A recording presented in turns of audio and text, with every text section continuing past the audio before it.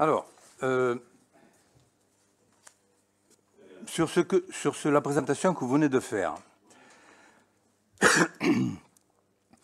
des incertitudes pour construire le budget, je suis d'accord. Cette période est vraiment très particulière.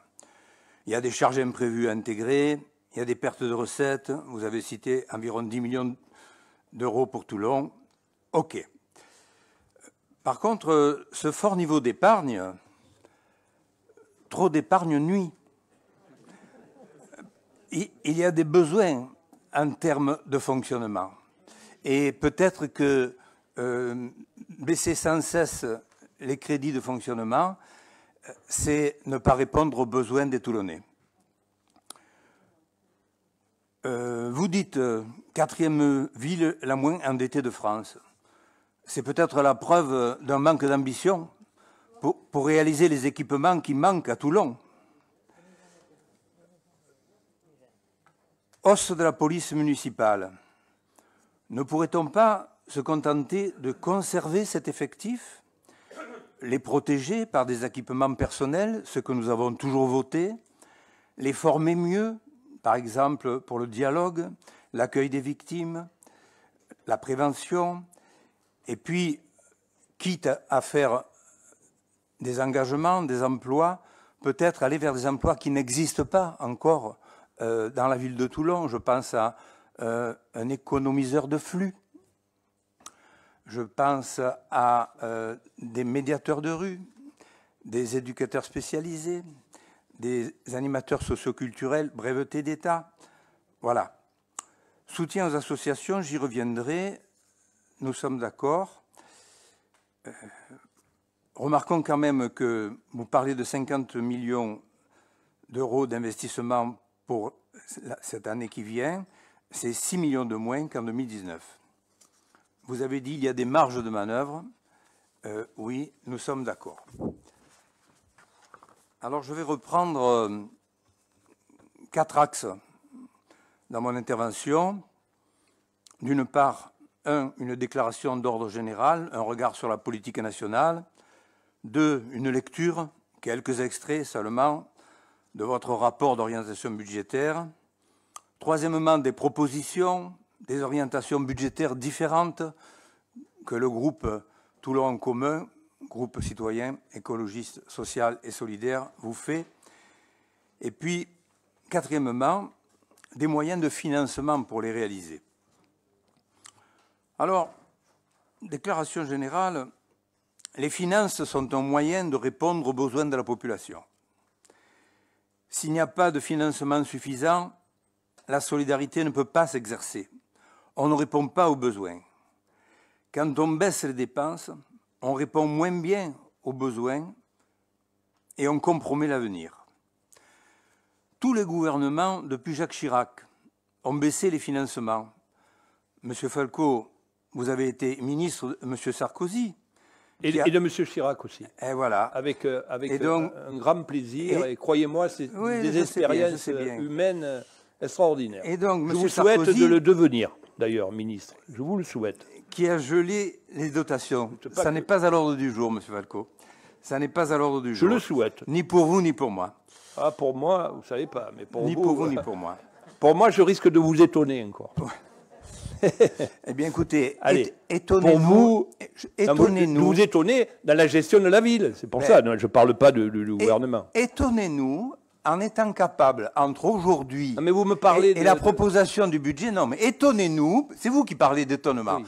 Étonnez-nous en étant capable de reprendre une, voire plusieurs des propositions que je vais vous faire au nom de Toulon en commun. Monsieur Robec, si vous permettez qu'on dialogue. Mais allez-y. Pourquoi je reprendrai vos propositions?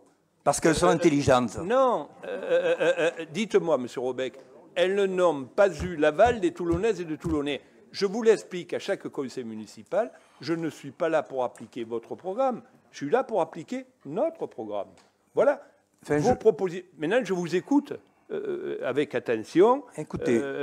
Tout à fait. Mais à chaque fois, ne me dites pas, je ne suis pas là pour appliquer votre programme, je suis là pour appliquer notre programme. Il ne s'agit pas. Celui qui a eu l'aval des Toulonnaises et des Toulonnais. Il ne s'agit pas d'appliquer notre programme. Je sais qu'il n'y a que vous d'intelligents et nous qui ne le sommes pas. Il n'y a pas que moi. D'abord, il y a tout un groupe qui réfléchit à ça. Et nous, on ne réfléchit pas. Si, mais vous réfléchissez, mais vous êtes parfois un peu coincé dans des attitudes un peu rigidifiées.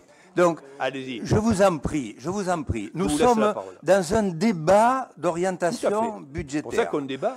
Nous vous faisons des propositions. Allez-y. Prenez le temps de les sous-peser, de les lire, de les apprécier, de voir si elles correspondent aux besoins des habitants. Et peut-être, effectivement, vous nous étonnerez en adoptant quelques-unes. Je prends tout le temps, Monsieur Robec, pour vous écouter. Je disais donc que lorsque vous aviez fait partie des gouvernements qui ont gelé les dotations, premier pas vers la baisse de ces dotations, depuis, M. Macron a accentué l'austérité par la contractualisation, c'est le fameux contrat Cahors, pénalisant les dépassements de dépenses de fonctionnement. M. Macron a également supprimé la taxe d'habitation que percevaient les communes. Mais sera-t-elle toujours compensée pour notre ville, à l'euro près, comme promis? Rien n'est moins sûr. Ces deux mesures ont aggravé l'austérité entamée depuis M. Sarkozy. Donc, nous vous faisons des propositions au plan national et puis au plan local, j'y reviendrai juste après. Au plan national, il faut lutter contre la conception malthusienne de M. Macron et de ses gouvernements, et avant lui, des autres gouvernements. Nous ne pouvons pas compter, hélas, sur les parlementaires de la métropole. Ils sont tous de fervents partisans de la baisse des dépenses publiques, sauf pour aider les grandes entreprises. En revanche, l'austérité pour les retraités, ça oui, puisque les 3 sénateurs LR varois ont voté l'allongement de la durée de cotisation pour les retraites. Mais un sursaut républicain, on peut toujours rêver, permettrait de s'entendre pour le bien des Toulonnaises et des Toulonnais. Par exemple, supprimer toute forme de contractualisation, genre contrat de Cahors, à la manière de M. Macron, suspendu en 2020, mais enfin, la menace plane. Remettre à plat le calcul de la DGF, dotation globale de fonctionnement, en tenant compte de la situation réelle des communes, le nombre d'habitants, le potentiel fiscal des habitants, la situation sociale et économique de la ville. Toulon est une ville pauvre, avec un taux de pauvreté supérieur à la moyenne. Enfin, la compensation totale des transferts de compétences entre l'État et les municipalités. Ces différentes mesures, ma chère collègue, permettraient une réévaluation de la DGF et une prise de conscience des élus nationaux de notre département les honorerait. Enfin, donc, au plan local,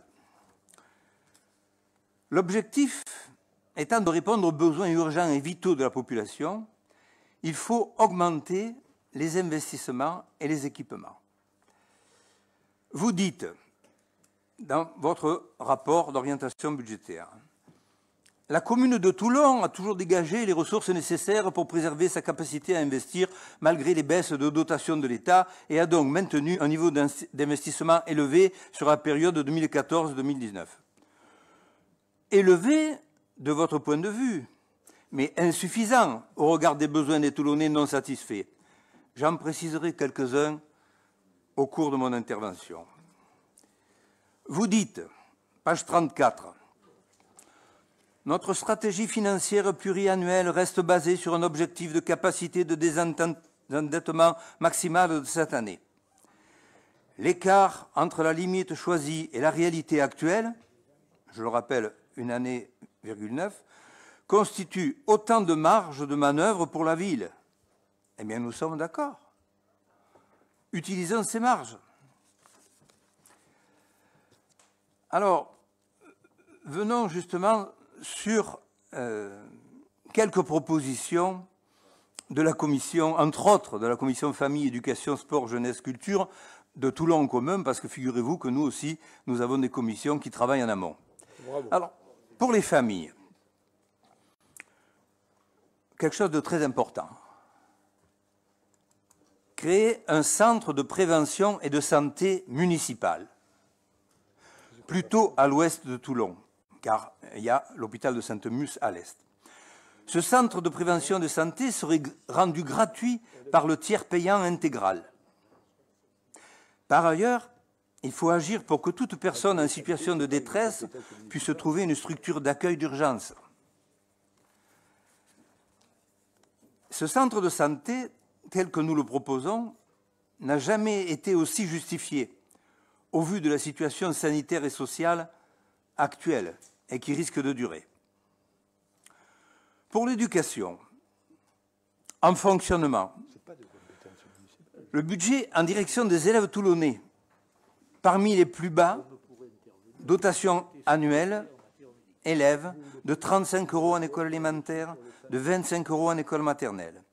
Ce budget de fonctionnement est gelé depuis au moins 2 mandats, alors que les prix pratiqués par Charlemagne, notre fournisseur essentiel, qui détient le marché public, augmentent considérablement chaque année. Nous demandons donc une hausse importante de la dotation, peut-être passée à 40 € en élémentaire et 30 € en maternelle. Idem pour le budget des sorties en car. Sortir avec le quart de ligne, avec une classe, avec le public, je vous assure que c'est très difficile. Et maintenant, avec les problèmes de distanciation, c'est encore pire. En investissement pour l'éducation, vous nous avez dit, quelques conseils municipaux précédents, que vous aviez l'intention de construire une nouvelle école à l'est de Toulon et une autre à l'ouest de Toulon, puisqu'il y a une augmentation de la population. Je vous avais déjà fait remarquer qu'il ne fallait pas construire ces écoles au XXIe siècle comme vous les avez construites ou comme vos prédécesseurs les ont construits au XXe siècle, au XIXe et XXe siècle. Donc nous vous suggérons de créer des CLAE, centres de loisirs associés à l'école. Ça veut dire des locaux en plus, du personnel en plus, dans toutes les écoles qui le demanderont. Et donc particulièrement dans les 2 groupes scolaires que vous avez l'intention de construire. Si vous voulez savoir, je parle à tous mes collègues élus, si vous voulez vraiment savoir qu'est-ce qu'un CLAE et comment ça fonctionne, vous avez un très bon exemple à 10 km de Toulon, dans la ville de la Garde, c'est le CLAE de la Planquette, qui existe depuis maintenant 1992, si je ne m'abuse. Pardon. Peut-être que vous êtes appelé au gouvernement. Oui, écoutez... C'est Cassès qui l'appelle. Écoutez, on serait tous très heureux, on se lève tous. Ça serait pas mal, ça serait pas mal. Ça serait pas mal, il dit. Oui, au gouvernement aussi, nous avons quelques bricoles à dire. Allez. Donc, toujours pour l'éducation, l'équipement numérique des écoles. Chaque école est désormais reliée à la fibre, ou devrait l'être bientôt. Amusez-vous. Et chaque classe a été dotée d'un ordinateur fixe et d'un vidéoprojecteur. Nous pouvons saluer l'effort d'investissement fait, mais une fois de plus déplorer que toutes les mesures sont prises sans trop demander l'avis et les besoins des acteurs de terrain. À l'heure du numérique, les besoins en investissement pour développer le numérique sont conséquents. Les salles informatiques de chaque école recyclent de vieux ordinateurs de TPM encore sous Windows XP ou Windows 7. Pas de Wi-Fi, pas de tablette, sauf en REP. Nous demandons donc de lancer les états généraux du numérique à l'école. Et vous voyez, lancer des états généraux du numérique à l'école, ça veut dire poser la question à toutes les personnes concernées. Bien entendu, les parents d'élèves, mais surtout les enseignants qui sont les professionnels et qui vont utiliser, car le débat n'est pas clos sur cette question. Est-ce qu'une tablette par enfant plutôt que de l'éducation par les activités concrètes et matérielles. Est-ce que c'est aujourd'hui, est-ce que l'un peut remplacer l'autre? Sûrement pas. Donc ça, c'est un débat. Donc nous vous proposons de lancer sur la commune les états généraux du numérique. En plus, aujourd'hui, je vous signale, pour ceux qui ne le sauraient pas, et je vous rappelle pour ceux qui le savent, que nous sommes le 20 novembre. Et le 20 novembre, c'est l'anniversaire de la Journée internationale des droits de l'enfant, la Convention internationale des droits de l'enfant. Alors justement, passons à la jeunesse. En fonctionnement, ça serait nécessaire d'augmenter la rémunération des animateurs afin de pouvoir recruter des animateurs de qualité, bien formés, sur des postes... Les animateurs que nous avons, ils ne sont pas de qualité, ils apprécieront. Eh bien, vous allez encore accroître votre déficit comme vous prenez très souvent, trop souvent, des vacataires, comme ils sont payés au lance-pierre, très peu, et il y a beaucoup de défections, beaucoup de rotations, et ce turnover est totalement préjudiciable à la qualité pédagogique du suivi des projets pédagogiques et à la mise en œuvre de ces projets pédagogiques. Donc, stop aux vacataires et emploi des animateurs sur des postes pérennes. En investissement, créer des équipements socio-culturels dans les quartiers pour les adolescents et les jeunes adultes. Parce que la culture, c'est le ciment qui nous permet de faire société. Encore faut-il y avoir accès pour partager cette culture. D'où la nécessité d'avoir des équipements nouveaux qui permettent des pratiques culturelles très variées dans les quartiers, pas seulement au centre-ville.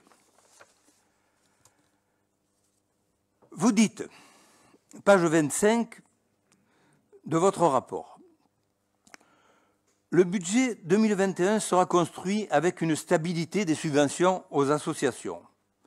Eh bien, c'est positif. Mais une augmentation serait pourtant nécessaire pour les associations qui viennent au secours des personnes les plus vulnérables. Nous pensons au Secours populaire français, au Secours catholique, aux Petits Frères des pauvres, au Resto du Cœur, à la Banque alimentaire, etc. Et particulièrement, il faudrait aider l'accueil de jour Archaos, qui est dans une situation financière plus que compliquée. Toulon ne peut encore moins à ce jour, vu la situation sanitaire et économique, se contenter d'un seul accueil de jour pour les personnes sans domicile fixe. Alors, quatrième volet de mon intervention, en notre nom, les financements. Une piste de financement, point d'interrogation. Vous dites, vous nous rappelez sans cesse, vous l'avez encore dit tout à l'heure, pour 2021, les taux de la fiscalité locale resteront inchangés, et ce pour la 21e année consécutive. Cela semble bien, mais n'est-ce pas un argument purement électoral? Si la taxe d'habitation est à peu près conforme à ce qui se passe dans la strate, pareil sur le foncier bâti, on peut remarquer que sur la taxe sur le foncier non bâti, Toulon est à 29,97% et la strate est à 45,80%. Cet énorme écart de plus de 15% entre le pourcentage de cette taxe sur le foncier non bâti à Toulon et dans les villes de la strate mérite d'être étudié. Ça mérite d'être étudié. Y a-t-il des possibilités? Il faut faire une étude d'impact. Quelles seraient les recettes supplémentaires potentielles comparées au nombre et à la nature des propriétaires fonciers impactés? C'est une piste à étudier, sans plus. Une autre piste de financement, plus sûre, celle-là. Vous dites, ouvrez les guillemets, l'épargne brute est un indicateur fondamental dans le domaine des finances publiques locales.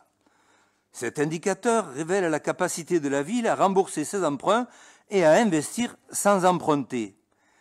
Mais pourquoi se glorifier de ne pas emprunter ou d'emprunter si peu? Vu le niveau des taux pour les prêts aujourd'hui, tous les bons pères de famille, tous les investisseurs privés savent qu'emprunter aujourd'hui, c'est faire une affaire. Et nous sommes ici pour gérer les affaires de la ville. Il faut donc emprunter pour réaliser les investissements qui manquent aujourd'hui à Toulon, aux Toulonnaises et aux Toulonnais, et je viens de vous en citer quelques-uns.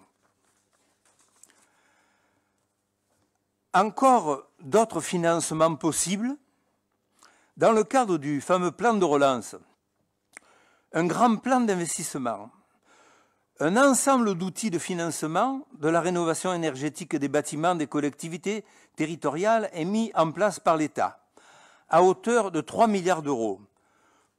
Combien allez-vous réussir à capter pour notre commune? Parmi ces outils, l'offre de financement de la Caisse des dépôts et des consignations.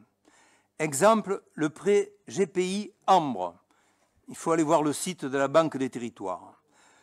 Deuxième outil, la dotation de soutien à l'investissement local, DSIL en abrégé, accompagne des investissements en matière de rénovation thermique qui permettent de diminuer l'impact des bâtiments des collectivités sur l'environnement et de réduire notre facture énergétique.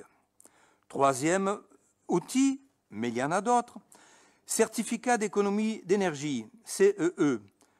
Il s'agit d'aller voir le guide de l'ADEME, de le télécharger. Et d'une manière générale, le site faire, exactement comme le verbe faire, et les collectivités. Je vous le dis, vous n'avez pas compris que au nom de Toulon en commun, mais vous n'avez pas compris, mes chers collègues enseignants, vous n'aviez pas compris que faire, c'était FAIRE. Faire. Voilà. Et les collectivités, c'est un site à aller consulter dans lequel il faut piocher. Donc, notre conclusion, c'est que l'épargne brute réalisée et le niveau d'endettement de la ville permettent une politique plus ambitieuse pour répondre aux besoins des Toulonnais et des Toulonnaises, tout en restant dans les équilibres d'une bonne gestion. Je vous remercie. Merci, M. Robec.